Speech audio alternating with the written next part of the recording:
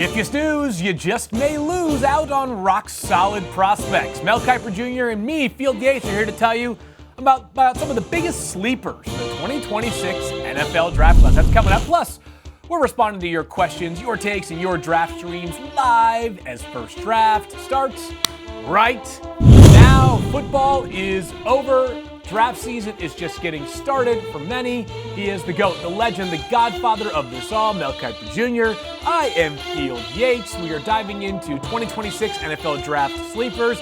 But Mel, we are just hours removed from Super Bowl 60 as the Seahawks triumph in dominant form. 29-13 is the score. If ever it were possible for a 16-point margin to not feel as dominant as it was, this was it. The Seahawks completely dominated this game from start to finish. And on your mind this morning, Mel, is the architect of this Seahawks second Super Bowl, who was also the architect of the first Super Bowl, and that is John Schneider. Tell us what's on your mind this morning. This is a brilliant general manager, Field. We talked about Howie Roseman, what a great job he did. Philadelphia, Hall of Fame general manager. Great Eric DeCosta with the Baltimore Ravens, phenomenal general manager. And John Schneider with Seattle.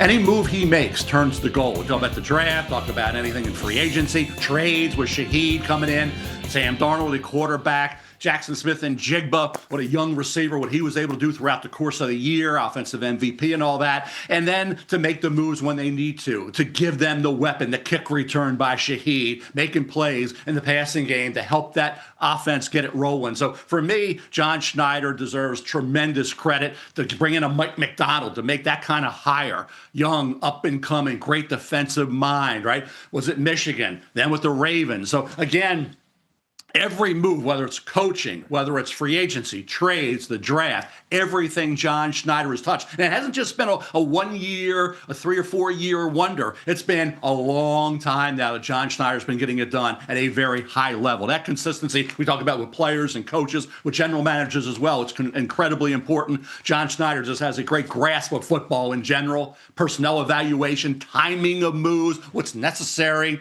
to tweak a rostered field. He does it, I think, brilliantly. Yeah, Mel, this stat was going around when the Seahawks had clinched the NFC title game against the Rams. It's pretty remarkable when you think about it.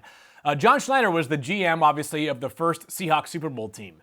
Since that team, they have completely reshaped the roster. I mean, like, literally, there's no players remaining from that first Super Bowl roster. And the head coach is different now. Pete Carroll, of course, left after a couple of seasons ago. Mike McDonald takes over. He has been excellent. Mike McDonald just 38 years old as well, so he has a long, bright future ahead of him. My only thoughts here, Mel, because you covered a lot of it, is I think two things really stand out to me in thinking about the Seahawks roster. One is conviction. Think about some of the players that the Seahawks acquired that were monumental during this Super Bowl title. And think about when they were acquired and what perception may have been. Devin Witherspoon goes 6th overall in that pick they got via the Russell Wilson trade when they moved him to Denver. Listen, Witherspoon was not going to be taken in the second round, Mel, but there were some people that said that's a little rich for a guy who some thought was a bit undersized to play perimeter corner in the NFL. The guy's become an all-pro level player. This past draft, Nick Emanwari, who he makes it out of the first round. Why? There are some questions or concerns about, is this guy this super fluid? Can he play as a deep middle of the field center fielder safety? Well, it turns out he can, and plus so much more. Even Gracen, the 17th overall last year. Gracen went to the Senior Bowl week, and it was like, can this guy crack the back end of the first round? We do a job. We're ranking these players here, Mel. We're doing our best to stack them 1 to 350 before each and every draft. But the reality is, we're grading these players for all 32. Each team has to have its own individual board, and just because the Seahawks take a guy 10 or 12 or 15 spots above or below consensus, it does not mean that their scouting report on that player is incorrect. The meat and potatoes of today's show, though, Mel, is, of course, draft sleepers. A couple of reminders before we get into those sleepers, though. First Draft is with you every Monday and Thursday afternoon. NFL on ESPN YouTube channel, also on ESPN2 later on that day. If you want to get the entire draft, First Draft playlist, go to that QR code right there on the bottom right portion of your screen. Recent episodes include the top edge rushers. We've got plenty more mocks coming up. That includes the top 10 that we'll go through on Wednesday of my newest mock. But today, These are players that we believe are being slept on, Mel. And we can define sleepers a little bit objectively, right? Or subjectively, I should say, Mel. It doesn't have to be a guy who's going to go 6th round or later. It could be kind of whatever you feel like, a player who has not been discussed enough. And this is not last year's draft class as far as running backs go, Mel. But beyond Jeremiah Love, there are some good players. And our first sleeper for you is a guy who probably got a little bit too little Heisman buzz this past year, but he was remarkable for the Big Red. Yeah, you don't want to snooze on some of these guys. And again, we talk about Emmett Johnson at Nebraska. We know Jeremiah Love and Jadarian Price, two outstanding Notre Dame backs. Jeremiah Love's going to be a top 10 pick guaranteed. Jadarian Price probably 2nd round. But we're always looking at 3rd, 4th, 5th back. And we heard a lot of different names. Emmett Johnson, to me, hasn't gotten enough national publicity. Maybe it was because, Field, people didn't know what he was going to be going into this year because he didn't have a ton of production. This year, incredible production. Talk about over 1,400 yards, almost a 6-yard average per carry, 12 touchdowns, and 46 catches. He had 39, Field, the previous year in terms of receptions. 5'10", about 200 pounds, compact, one cut and go. Very good finisher of runs, Field. I noticed that when we went back to all the tape. Also very durable, and he can be a workhorse. He had 25, 27 carries in games, Field. Very reliable hands. I said the last 2 years, a big factor out of the backfield catching the football, then getting a lot of yards after catch. Then you think about the durability this year, first year as a guy that, hey, they were relying on so heavily. You know, Raiola with the injury. This offense was all Emmett Johnson. This team was all about Emmett Johnson. He was the MVP of this football team for a variety of reasons. Did it running? Did it catching? Now, the fumbles, he had one late last year. He had one early this year. It was 2 or 3 games he had a fumble, but you'll figure that. He didn't have a fumble after that early in the year. So at the end of the day, he only had like 3 kickoff returns during his career. Maybe he can get involved in that aspect of special teams in the kick return game in the NFL. But what he did this year, going from a guy that showed flashes but wasn't the main entity, now this year he was, Field. I got to believe, and these running backs get lost in a shuffle every year. You know that. Yep. If he gets into the day 3 area, are you kidding me? Emmett Johnson, number 21 for Nebraska, was one whale of a football player this year. Yeah, well said there, Mel. And by the way, Arrowhead Addict on Twitter is on to what you are putting down right now. He says, Emmett Johnson, anyone? The Nebraska running back would be a great fit with the Chiefs. Of course, you can always engage with us on social media by using the hashtag FirstDraft. If you have questions, comments, concerns, or objections to our content, you mentioned Emmett Johnson, a running back that deserves a bit more praise here, Mel. I'm going to go further down the totem pole, a guy that I think will go later than Emmett Johnson in this upcoming NFL draft. But to another running back, and that is Texas A&M running back Le'Veon Moss, Mel, who each of the past 3 seasons averaged at least 5 yards per carry. I think that the narrative surrounding Le'Veon Moss right now will be a little bit different, if not for much of this past season missed due to an ankle injury. He was rolling early, and then he suffers his ankle injury that cost him much of the year. He ends up coming back for their game against Miami in the playoffs. He has 7 carries and then gets banged up once more. But Le'Veon Moss, this guy can go, Mel. He's averaged over 5 yards per carry, as I mentioned, each of the past 3 years. He had 3 touchdowns in a huge game against Notre Dame early this past season. He's a great finisher at the goal line. He's got the ability to get skinny and narrow between the tackles, and when there's just a little bit of room to work with, this Texas A&M offense loved to tap into him in the Wildcat formation. You actually saw that right there against Notre Dame. He's got sufficient speed in the open field, not a blazer, but a guy that does a good job of running through first contact. I look at him like I look at a decent number of the running backs in this class, not named Jeremiah Love, where he is a good second man into your backfield, not a guy that I want as my starting running back. Also a limited factor in the passing game, just 2 receptions this past year and a career high of 11 the year before, so not much of a factor in the passing game during his tenure at Texas A&M, but I know this running back class is kind of being poo-pooed, and I get it, that's fair. We're not going to have more than 1 first-round running back, and we had 2 excellent players at running back last year that did go in the first round, but there's some depth here for Le'Veon Moss, who I think if he shows out well at the combine, because he's still getting healthier, we'll have a chance to kind of resuscitate some of the value that I think he probably had at the end of, September and going into October before that injury to his ankle that cost him a lot of this past year. Let's move forward here, Mel, from running backs to some pass catchers here. And Art Vandelay over on Twitter has this question. How does UConn's Skyler Beau look? He's my sleeper gem in this draft. Mel, he's one of your sleepers as well. Yeah, he really is, Field. At 5'11 and a quarter, 187 pounder. He's got big hands. And the production, and what I like, Field, about Skyler Bell, he did it at 2 different schools. Yeah. And we see that now pretty regularly throughout college football with all the transfers. I'm doing it at 3 different schools, 4 different schools, right? Skyler Bell at Wisconsin, early in his career as a redshirt freshman in 2022, had nice games against Ohio State and Iowa, right? Teams with some talent on the defensive side of the ball. That year, he had 30 catches for a 15-yard average and 5 touchdowns. He goes to Connecticut 2 years ago. First year at Connecticut, 2024, he averaged over 17 yards a catch with 50 catches. He goes from 50 catches to 101 this past year with 13 touchdowns. Now, he's 23, he'll be 24 in July, Field. Mature young man, experienced, caught a ton of balls. Like I said, big hands. This is a guy, your 3rd, 4th, 5th option with an NFL team is what he can work into early on, get it done as a guy can contribute, then become a little bit more involved. I think you're going to see Skyler Bell with the ability that he showed, let's say, at 2 different programs, Wisconsin for 3 years, Connecticut for 2 years. And in those 2 years, he had over 150 catches, okay? And all those touchdown receptions this year, consistent. He had 6 or more catches, Field, in every game but one. That was the first game against Central Connecticut State when he had 4 catches for 135 yards and a couple touchdowns. Every other game, 6 or more catches, 10 catches in games, 11 catches in games. He was their go-to guy, reliable, consistent, productive. Skyler Bell, another day 3 guy, Field, that we'll be talking about on Saturday, April 25th, right, that will play in the NFL as a guy will be a nice wide receiver option, maybe that 4th, 5th guy, but he will contribute to an NFL offense, I think, early in his pro career. Yeah, Mel, he's the rack king from this year's class, right? And pretty much all that he did this past year, and that might be a little bit of an over-characterization, but a ton of his work this past year was stuff that was at or near the line of scrimmage, opportunities for him to then run after the catch. And of course, right as I say that, he catches like a 17-yard touchdown that you see there on film. But there was a ton of run after catch stuff for Skyler Bell. He was a specialist in that category this past year. He was the focal point of this UConn offense. I agree with you. Somewhere early on day 3 makes some sense for me for Skyler Bell.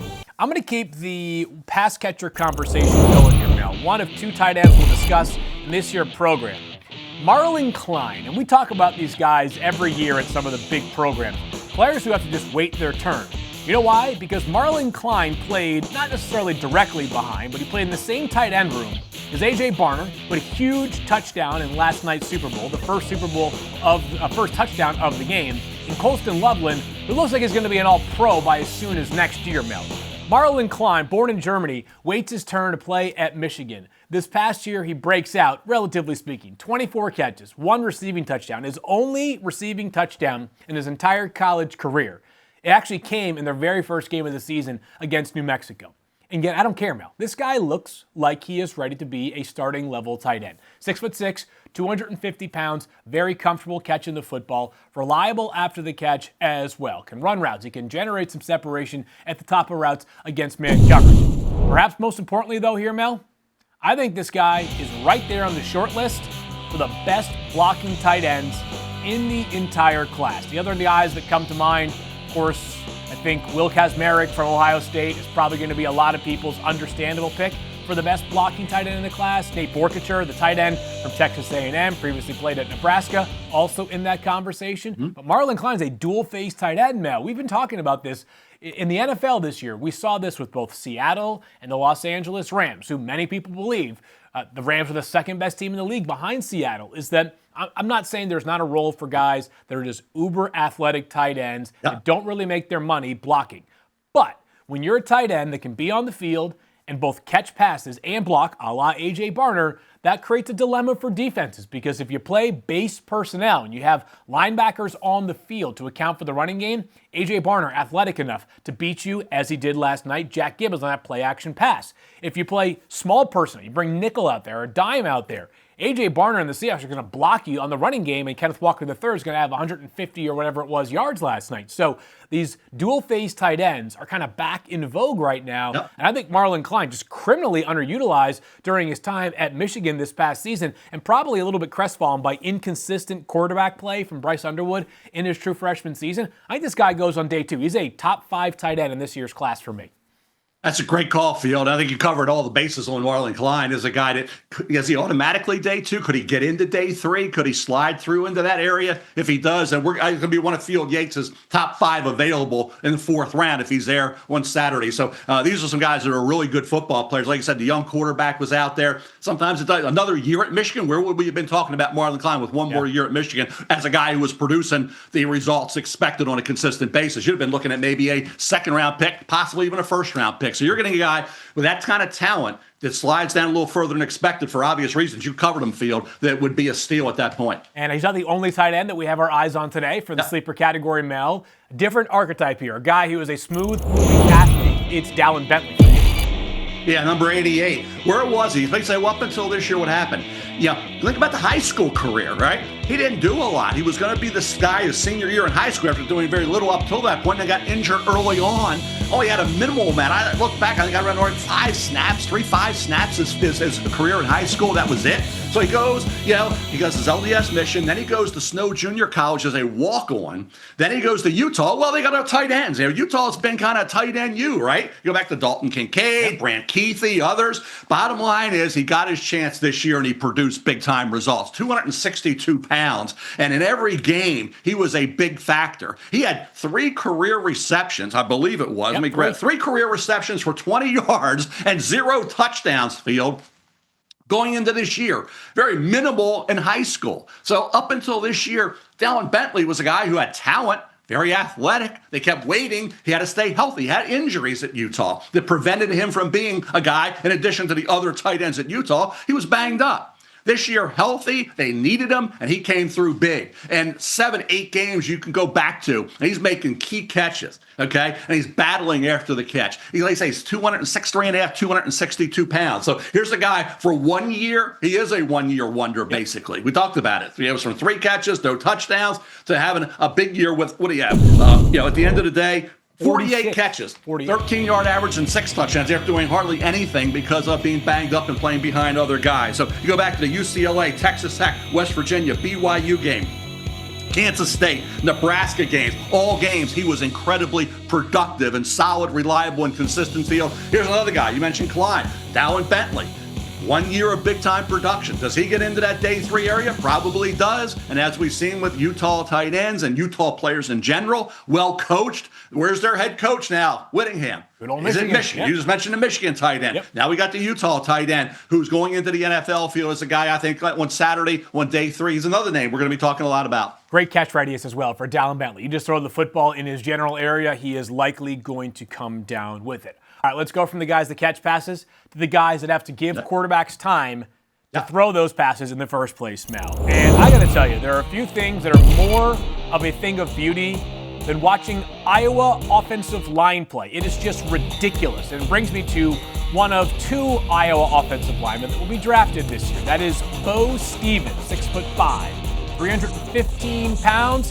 He is from Blue Springs, Missouri here, Mel. He was their guard on the left side for the past 3 years, previously played some right guard. He is a very good athlete. There is some serious snap and burst. He's got an electric first step. He's quick. He's aggressive. He is also the big fundamental at guard. He has been coached by Kirk Ferentz. He looks like an extension of Kirk Ferentz. He gets his hands on you accurately in the running game. He does a terrific job running his feet when he actually has his hands engaged on you. He executed the Iowa scheme brilliantly. He plays to the whistle. He plays with an edge, but the right run game temperament. Where you're playing to the edge, Mel, you're just draining the energy out of defensive players. But you're never playing dumb, right? You're playing smart, controlled football. Guys who understand that very fine line between the edge and going over the edge. Jim Harbaugh likes to use the word strain. He likes players that strain. Beau Stevens strains as well, Mel. You see the effort from him every single play. Has good size here, not a huge guard, but 6'5", 315 pounds, like that bulk, totally fine right there. And 1 sack allowed over the last 3 seasons. I get it, guards often less likely to allow sacks because we talk about these edge rushers being the highest paid and best pass rushers in the NFL, but a very effective pass blocker as well here, Mel.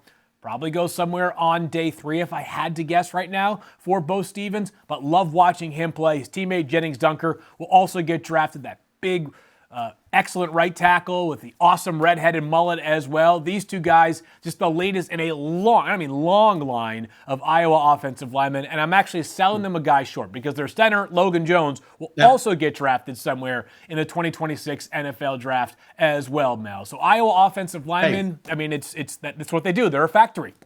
Phil, what was Kirk Ferentz? What was his specialty coming in? Yep. He's a great offensive line coach, right? Great offense. That's what Iowa's staple has been. You can count on those guys up front to get the job done. Dunker, to me, Jennings Dunker is going to be a late first, early second round pick at worst, early second. I think he could get into the first. And Logan Jones is going to go maybe on that day 2 area at worst, early day 3. So this offensive line gets the job done at a very high level. I'm with you on Stevens as a day 3 guy as well. I'm going to stay right with the offensive line fielding. And I want to get your take on this, kid, because I think we can go back and forth with Brian Parker II from Duke Field. Just go ahead. Let me just get a quick 20 seconds from Field on you, and I'll tell you what I think of this kid. Okay, so he had a good week at the Shrine Bowl where we saw him work more at center and guard here, Mel. Not dominant power, which I think showed up as an offensive tackle, where he can't really anchor against some of these heavier-handed edge rushers that are coming with their ears pinned back. But the positional versatility is great. The football intelligence is excellent as well. And the footwork is terrific as well, which makes me think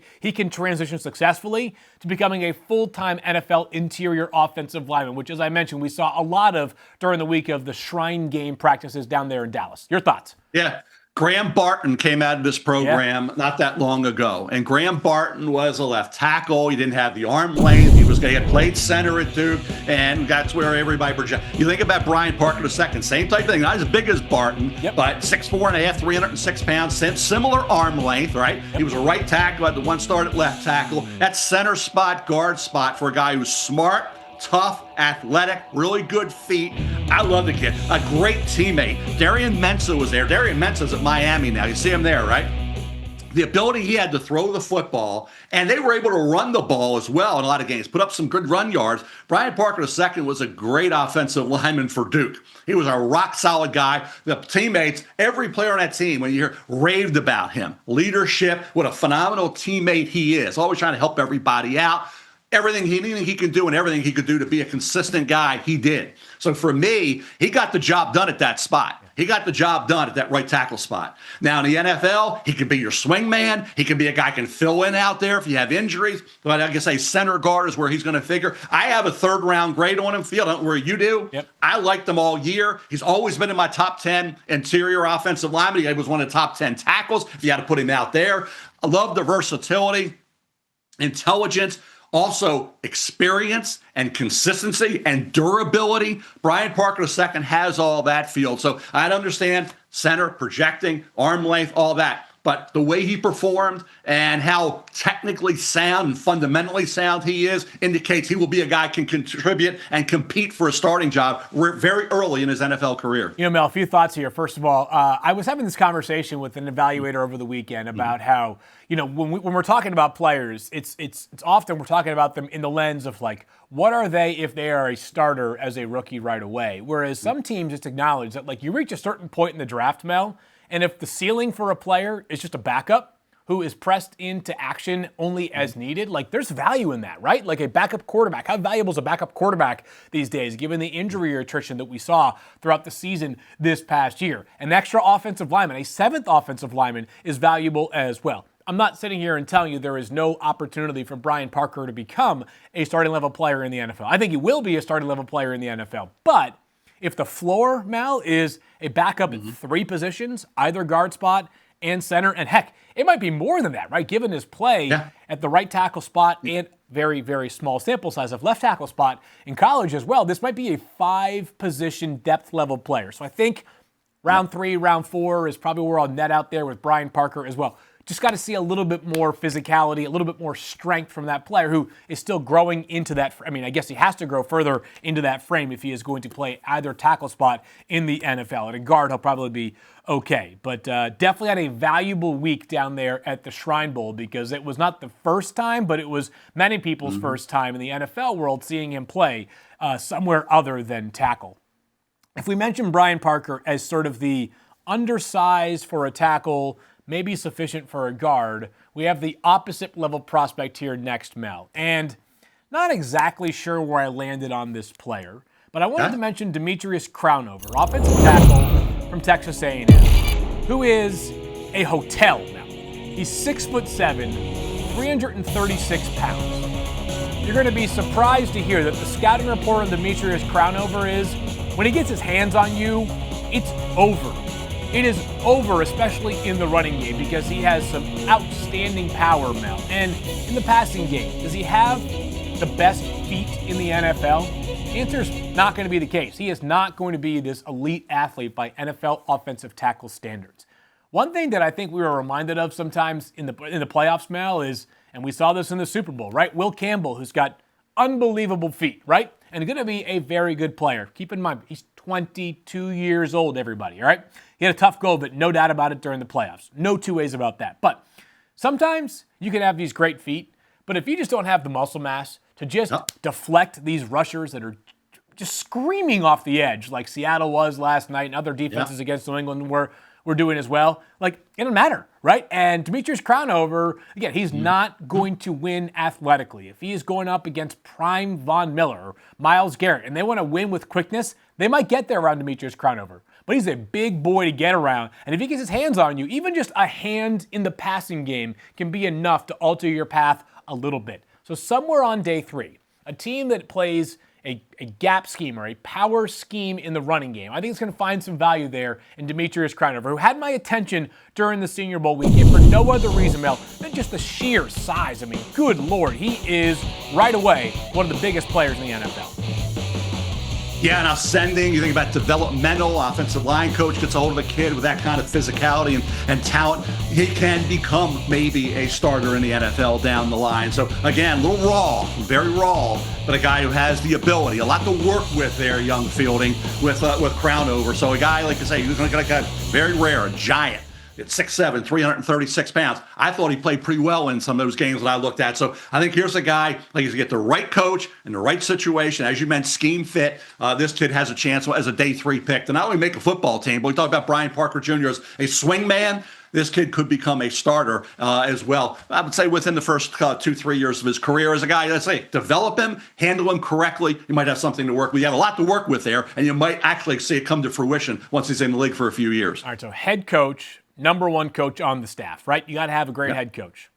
You got to have a great offensive coordinator. I don't care. It's a quarterback. I know the defense last night won the game, but it is largely a quarterback-driven league, right, Mel? You got to have a good offensive coordinator or person who's calling plays, however their title is defined. Offensive line coach, not too far down the priority list, right? And the good offensive line coaches, the difference between guys like Demetrious Crownover becoming useful NFL players and guys of his sort of similar stature and athletic profile not making it in the NFL. I like him if he gets to the right team. That is so important for a player like him. Enough offense, Mel. Let's go to defense, and let's pay tribute to the Seahawks last night with some rushers. Give me your first one who comes to mind. Yeah, the pass rush specialists in the NFL. You talk about O-line coaches at every level, high school, college, pro. One of the key guys is your offensive line coach, pass rush specialist, getting these guys coming out of college, coming into the NFL to be able to get after the quarterback. And Malachi Lawrence is a kid at UCF Field. You talk about a kid who has length, has the arm length, active hands, hustles, plays hard, very determined, change of direction, good agility, was an outside linebacker and tight end in high school, shot putter in track. 6'4", 247 pounds, had 7.5 sacks in 2023. 7 this past year, forced 3 fumbles over the last 3 seasons. West Virginia game, Baylor game, Houston game, it didn't matter, Field. When I'm looking back at tape of any game, this kid was coming off the edge, flying around the edge. He's got enough bend. He's got that ability to close quickly. As a situational pass rusher early on, Malachi Lawrence is going to have value. So another guy you talk about with arm length, so important, Field, in the NFL. And he's got that at 6'4", 247. So for me, the production was there over a 3-year period. And he did it early on at UCF, and he finished off this year in a very strong way. To me, again, a guy that hasn't been discussed enough. Yep. I wouldn't say lost in the shuffle, but when you get edge rush, and we've seen edge rushers, Field, slide down a little bit in the draft for whatever reason. Yep. We've seen that happen. And when you get into day 3 and get a guy like this who has ability, talking about agility, quickness, burst, he has that, very disruptive player. And the way I like him, he hustles down the line. Yeah. And I get tired of people sealing the edge. Hey, Go get the quarterback, field. Simplify it and go get the quarterback. When they're thinking too much, it hurts players. We saw Oweh go after the Chargers. What do you have, 7 sacks in 8 games after not having a sack? Sometimes it's going with the right guy. What did they do? The Ravens, they brought in Jesse Minter. Come over here. He went out there with you, and he did a great job. Now, let's get these guys that weren't getting after the quarterback enough and to not stop thinking, just go after the quarterback, okay? And for a guy like Malachi Lawrence, as a situational pass rusher, he showed me he can get the job done in that area. One of my notes, Mel, from Malachi Lawrence in my scouting report, he's like a cheetah when a quarterback is available to be sacked. He just tracks these quarterbacks out. He's got an excellent closing burst. And sacks equal money, equal high draft picks in the NFL. I'm going to give you an interior rusher here, Mel. He's 6'2.5", 293 pounds. Defensive tackle who lines up everywhere for Oklahoma. Gracen Halton. He played that 3 technique. He played that 2-eye, which is the inside shade of the guard. He's a nose tackle. He's an occasional 5 technique, which is more like a 3-4 defensive end. Versatile and explosive. This guy gets off the ball in a hurry. He's very instinctive as well, identifies plays as a defensive tackle, plays with vision, which is a difficult thing to do. He's got a variety of moves to get home as well. This is not just a quickness rusher. This is not just a guy who has a spin move. Whatever it is, he's like a wrestler with his ability to get low, leverage opposing interior offensive linemen, and find his way to the quarterbacks. Over the past 2 years, 8.5 sacks. Just in 2025, he had 26 pressures. So I'm talking about a couple pressures a game from a defensive tackle. He's undersized, Mel. I get that. Some teams are going to have some questions about whether he can play on 1st and 2nd down for them. But if you're looking for a sub-rusher, a guy who maybe does not have ideal length, but he definitely has some juice to get home against opposing quarterbacks, and we were reminded again during the Super Bowl last night, Mel, the hardest place for a quarterback to get out of pressure is when it's bearing down on him directly in his line of view from up the middle. Gracen Halton on day 3, nice little player for somebody to add to help that defensive line. Yeah, it wouldn't shock me if he got into that 3rd round area, into day 2. Wouldn't be a shocker at all, Field, but I think certainly another day 3 guy. And I'm going to stay with you, Field, on the defensive line.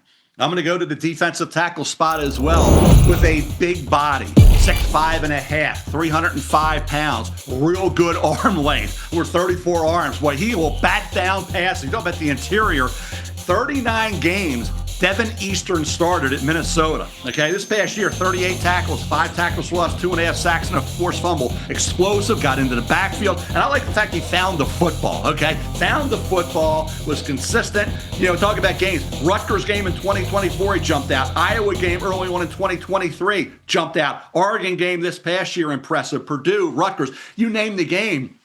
He was popping. And you can't, stay-at-home types, yes, he can be that. But he was disruptive enough, Field, and he was explosive enough for me at that kind of size. When you got 6'5.5" frame, over 300 pounds, and you got those super long arms, you're going to bat, it's inevitable. He's going to bat down passes. He's going to be a guy that a quarterback's going to say, boy, I had the guy open, and there a guy is, preventing a play. You go about how the short passes, hey, getting it out, and then yards after catch. Batting down passes prevents plays. It ends drives. Yep. It ends drives. And for me, Deven Eastern, I think, can do that. Another guy, day 3, possibility. You talk about Halton in day 3. I think Deven Eastern becomes a guy in day 3. When you have that height, that length, and you have the experience, and you became a more disruptive player, I like that aspect of Deven Eastern's game. I think he can be a guy as a backup, get him in a rotation, get him on the field. I think he could be a factor down the road in the NFL. Let's talk another guy that I think was probably viewed or has been viewed as a day 3 prospect, but he is trending up. Might stay in day 3, but definitely doing some good things of late, and that is Toledo cornerback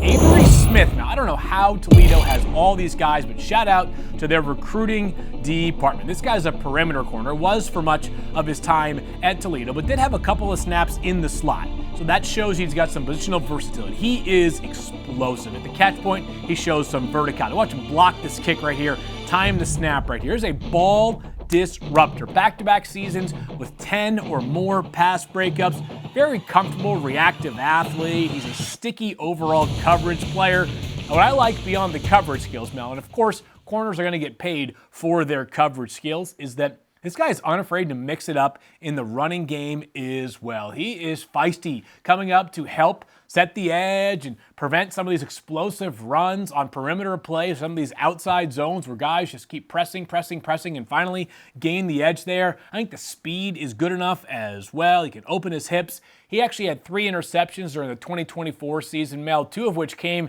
in the end zone. He was kind of a drive eraser. One of them, I think, was called back due to a penalty, but I digress. I like this player, Mel. A couple of years ago, we had Quinyon Mitchell go in the first round. He won't go that high, but of course, Mitchell, now a first-team All-Pro. Emmanuel McNeil-Warren, his teammate. I know a guy you like in the first round, I think could be round 2, but Toledo churning out some of these dudes. I'm a big fan of Avery Smith. Yeah, I mean, ball skill, the ball production field. And again, that is it becoming DBU Toledo? What is it with Quinyon Mitchell, Emmanuel McNeil-Warren, first rounder, another first rounder, and Avery Smith, probably a day 3 guy who's going to play in the NFL. I'm going to go to a name field that screams NFL and screams linebacker. Trotter. Yeah, Jeremiah Trotter, yep. Trotter Jr. How about Josiah Trotter at Missouri? Early on at West Virginia, he's Big 12 Defensive Player of the Year in 2024 with 92 tackles, right? This past year at Missouri, led the defense with 84 tackles, second on the team with 13 tackles for loss. Field, he's 20 years of age. Yep. Be 21 in April. 6'2", 240-pounder. Gets to the football. South Carolina game, 11 tackles, a tackle for loss, 2 hurries. Oklahoma, 13 total tackles. Arkansas, 10 tackles. Alabama and Auburn game, 8 tackles in those games. Consistent productivity from Josiah Trotter. Okay, when you hear the name Trotter, you think linebacker. You think he's going to play have a pretty good career, an outstanding career in the NFL potentially. From his father, his brother, and now Josiah Trotter. He did it again. I kind of like that stuff. When you see a guy, he did it at one program, and then he did it at another. And that's kind of been my theme with some of these guys that I've highlighted today. And I think when you look at a Josiah Trotter, to get it done at a high level at West Virginia, then go to Missouri, SEC, high level again, set the tone on the defense. Like I said, only 20 years of age, Field, when he was 18 when he was getting it done at West Virginia. He's only 20 years of age right now, so he'll be 21 when he's drafted in April. And Mel, I think he plays more like his father than his older brother Jeremiah Trotter does. Jeremiah Trotter Jr. with the Eagles' 5th-round pick, smaller, more of like a rangy linebacker. Josiah Trotter, this guy is nasty. He is downhill. He is physical, as you mentioned. He makes a million tackles, and I think good enough. Like, he can definitely spot drop in coverage. He's not the kind of guy that you want chasing a Colston Loveland or a Brock Bowers in the open field as a tight end, but very comfortable dropping into zone coverage. I'm going to stay on defense, Mel, here and go to Treydan Stukes, one of Arizona's defensive backs that could get drafted along with Dennis Smith. Stukes was a 6-year player, so a little bit older here, Mel. He's long for a defensive back. This guy is physical, and he makes an impact in a lot of different ways. You saw that sack right there. He had 4 interceptions, Mel. And let me tell you, these 4 interceptions, each of them was an impressive play. The ball skills are really legit here for Treydan Stukes. He isn't a great athlete, so he's the kind of guy that I don't necessarily love always playing as a center fielder, but there's some versatility because of that physicality to get downfield, and when the ball is in his general vicinity, he's there.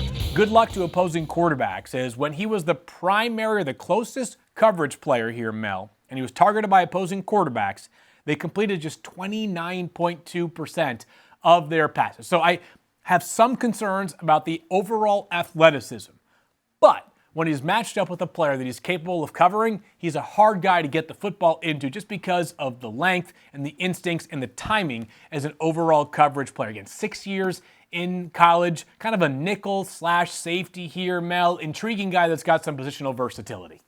Yeah, I'm going to say a theme. My guy doesn't have the length of Stukes, but he's one hell of a football player, Field. And he's a great young man. And I'll tell you, I feel bad for Manny Diaz. Darian Mensah, I think he's coming back. He goes to Miami. Cooper Parquet comes in from the Ivy League, does a great job catching the football for Mensah. Now he's going to Miami. And you're losing guys like Brian Parker II and Chandler Rivers, an outstanding corner. 5'9.5", 185. But as a slot corner in the NFL, he will get the job done. Great route recognition skills. Plant, drive on the ball. He did that. His willingness to tackle was impressive. Doesn't shy away from any contact. Ball skills, outstanding. And just a great young man. Intelligent, okay? Team leader, plays hard, plays physical for his size, and the ball just finds Chandler Rivers. So for me, a guy who has that ability to be a very, very solid slot corner in the National Football League. Duke had some really good players on his team. Unfortunately, some have moved on to other schools like Mensa and Barkgate, and some are moving on to the National Football League. And Chandler Rivers will be a huge loss to that Duke Blue Devil defense. Because my last thing I said is, one hell of a football player was my last note on him, Field. And where are you going to get him? Where are you going to get a Chandler Rivers? I think sometime on day 3. Yeah, day 3. I think he kind of falls into a similar category at a slightly lower level. I don't think he goes as high as D'Angelo Pons from Indiana, Mel, but it's these two guys that you say to yourself when you're watching them, you almost have to ignore the size, because every time you turn on the tape, they're effective players that are making plays left and right. The ball skills are so good and so legit that even if he isn't 6'4", he is still going to make an impact at the NFL level. Look at that play right there, that interception of Cam Ward during the 2024 season. It's time now for us, Mel, to conclude our show with the segment that we've done in the past. I don't think we've done it much this season, but let's talk about players that we want to plant our flag on. It's called We Got a Guy. Shout out. Yeah, we got a guy. It's kind of like an orange crusher, a little bit kind of factored in there, but we got a guy fielded. And this guy, I don't know if people have forgotten he's in the draft, if they just didn't see him enough. He went from Wake Forest to Michigan State. He anchored that offensive line after being a starter at left guard at Wake Forest and also a starter at right guard at Wake Forest 2 years ago. Had one start at center in 2024. He anchored that line at Michigan State this year. Started every game but the last game. Had the knee cleaned up, missed the All-Star games because of it. He was voted team captain by his teammates in his first year at Michigan State. He's the bona fide leader. He's the guy up front. You go back, my guy, he was the guy up front for Michigan State. As I said, all that starting experience at guard at Wake Forest, and a guy in high school, you talk about what he did there. He was out of Connecticut, offensive line, defensive line. Notes on him: smart, tough, mean, nasty. And that versatility to be guard, what he did at center this year was outstanding for Michigan State. I don't know why he's got lost in the shuffle. I've had him as my third, fourth best interior lineman all year. Yeah. Field, what am I missing here with Matt Gulbin? Matt Gulbin, no all-star games because, like I say, he had the minor procedure. Knees cleaned up. Guess what? He's 100%. He is ready to go for the combine, 100% ready to go for the combine, ready to roll. And there's no injury issue here with Matt Gulbin. He had a great year, and he can play guard, and he showed this year he can anchor an offensive line at that center spot. People have slept on Matt Gulbin. They've missed the boat on Matt Gulbin. Matt Gulbin is a guy NFL teams are aware of. I think he gets into that third, fourth round range, and at that point, he becomes a future starter in the NFL. And at worst, he's a really good backup at guard center. I think he's a starting pivot man, starting anchor of the offensive line in the National Football League. That is all we have time for today. Catch the rest of this episode by scanning the QR code on the bottom of your screen. And don't forget to subscribe to the NFL on ESPN YouTube channel to catch Mel, Greeny, and me all the way through the 2026 NFL Draft. He's Mel, Field. Talk to you guys again next time here on First Draft.